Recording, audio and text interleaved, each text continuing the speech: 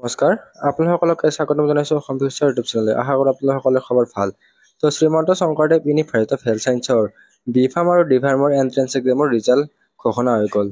তো বহুতে সুধিছিল যে ইয়াৰ ৰিজাল্টটো দিয়া নাই, তো এতিয়া অফিচিয়েলি ইয়াৰে ৰিজাল্টটো আহি গ'ল। তো এনে নৰ্মেলি 20-25 দিনৰ ভিতৰত দিয়ে, কিন্তু এবাৰ এমাহ লাগি গ'ল। 8 জুন তাৰিখে এক্সাম হৈছিল, তো 9 জুলাই তাৰিখে ইয়াৰে ৰিজাল্টটো ঘোষণা কৰিলে। তো ইয়াৰ ৰিজাল্টটো আপোনালোকে অফিচিয়েল ৱেবছাইটৰ পৰা চাব পাৰিব আৰু আমাৰ ৱেবছাইট eduasamplus.com পৰা চাব পাৰিব। তো এই পোষ্টটোৰ লিংক ডেছক্ৰিপশ্যনত দিয়া আছে, তাত ক্লিক কৰাৰ পিছত এনেকুৱা ধৰণে ইণ্টাৰফেচ আহি যাব। তো তাত ক্লিক কৰাৰ পিছত এনেকুৱা আহি যাব। তো ৰিজাল্টটো অফিচিয়েলি মুকলি হৈ গ'ল। তো ৰিজাল্ট চাবৰ কাৰণে তলৰ ফালে স্ক্ৰল ডাউন কৰাৰ পিছত ইয়াতে আপোনালোকে দেখিবলৈ পাইছে SSUHS CEE ৰিজাল্ট 2025। ইয়াতে হেৰত ক্লিক কৰিব পাৰিব, নহ'লে অফিচিয়েল ৱেবছাইট ইয়াতে ক্লিক কৰিব পাৰিব। তো দুটা আপোনালোকৰ অপশ্যন। তো অফিচিয়েল ৱেবছাইটত ক্লিক কৰিলে এনেকুৱা ধৰণে অফিচিয়েল ৱেবছাইটটো আহি যাব। তো অফিচিয়েল ৱেবছাইটৰ পৰা আমি চাই লওঁ, কিন্তু আমাৰ যিটো ৰিজাল্ট ডাইৰেক্ট লিখা আছে তাত ক্লিক কৰিলে ডাইৰেক্ট লিংকটো পাই যাব। দেখাই দিছোঁ। তো ইয়াতে ৰিজাল্টত ক্লিক কৰাৰ পিছত এনেকুৱাকৈ ডাইৰেক্ট ৰিজাল্টৰ পেজলৈ ৰিডাইৰেক্ট হৈ যাব। তো তাৰপিছত ইয়াতে আপোনালোকে ইউজাৰ নেম বা এপ্লিকেশ্যন নম্বৰ আৰু পাছৱাৰ্ডটো বহাই কিনে লগইন অপশ্যনত ক্লিক কৰিব। কিবা কাৰণত ইউজাৰ নেম বা পাছৱাৰ্ডটো যিকোনো এটা পাহৰিলেও আপোনালোকে ফৰগট পাছৱাৰ্ডত ক্লিক কৰি পাছৱাৰ্ডটো ফৰগট কৰি ল'ব পাৰিব। এতিয়া আমি একাউণ্টটো লগইন কৰি চাওঁ। তো লগইন কৰাৰ পিছত এনেকুৱা ধৰণে ইণ্টাৰফেচ আহি গ'ল। ইয়াতে দিয়া আছে Srimanta Sankardev university of health science, তাৰপিছত দিয়া আছে entrance examination for admission into diploma in pharmacy, D pharm আৰু বেচেলাৰ ইন ফাৰ্মাচী। তো বি ফাৰ্ম দুটাৰ কাৰণে দিছে। তো ইয়াতে আপোনালোকে দেখিবলৈ পাইছে হোম ছেকশ্যন এটা আছে, তাৰপিছত স্ক'ৰ কাৰ্ড, তাৰপিছত এডমিট কাৰ্ড, এপ্লিকেশ্যন প্ৰিণ্ট। তো ইয়াতে স্ক'ৰ কাৰ্ড অপশ্যনত আপোনালোকে ক্লিক কৰিব লাগিব।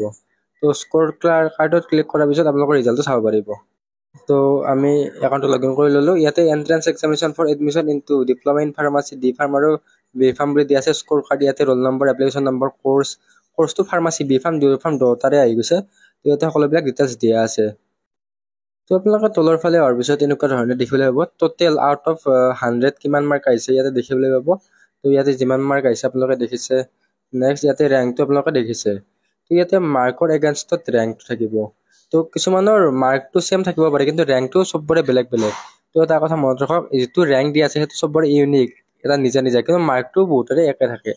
মানে ছেম মাৰ্ক থাকিলেও ৰেংকটো বেলেগ হয়। তো এতিয়া কথাটো হ'ল ইয়াতে আপোনালোকে ৰেংক ৱাইজ আপোনালোকক কাউন্সিলিঙত মাতিব। তো কিমান ৰেংকলৈকে মাতে, কি মাতে, এইবিলাকৰ আমি ভিডিঅ' দিম। আৰু আমাৰ তাতে অলৰেডি কাট অফ ভিডিঅ' দিয়া আছে, এক্সপেক্টেড কিমান কাট অফ যাব পাৰে। তো সেই ভিডিঅ'টোৰ লিংক ডেছক্ৰিপশ্যনত দিয়া থাকিব, আপোনালোকে চেক আউট কৰি ল'ব পাৰিব।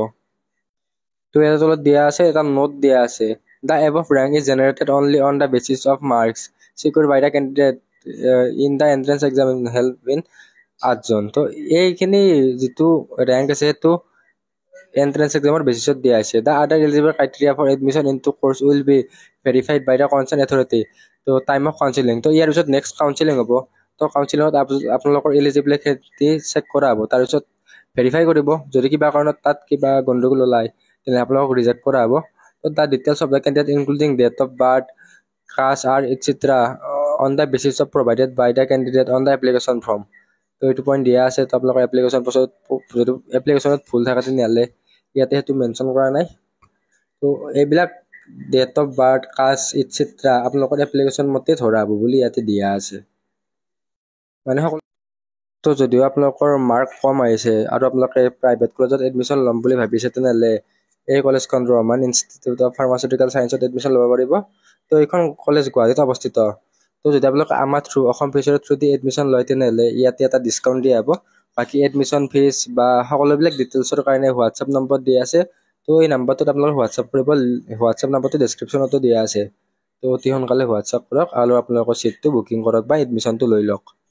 তো এই ডিছকাউণ্টটো কেৱল অসম ফিউচাৰৰ ফালৰ পৰা গ'লেহে দিয়া হ'ব। আপোনালোকে এডমিশ্যনত গৈ অসম ফিউচাৰ বুলি ক'ব পাৰে, আৰু আমাৰ হোৱাটছআপত কণ্টেক্ট কৰিলে সকলোবিলাক ডিটেইলছ দি দিয়া হ'ব। আপোনালোকৰ ফিজ ষ্ট্ৰাকচাৰখিনি বা ডিটেইলছখিনি দিয়া হ'ব, সকলোবিলাক ভেৰিফাইড কৰা হ'ব। তো এই ভিডিঅ'টো এইখিনি আছিল। আশা কৰোঁ ভিডিঅ'টো ভাল পালে।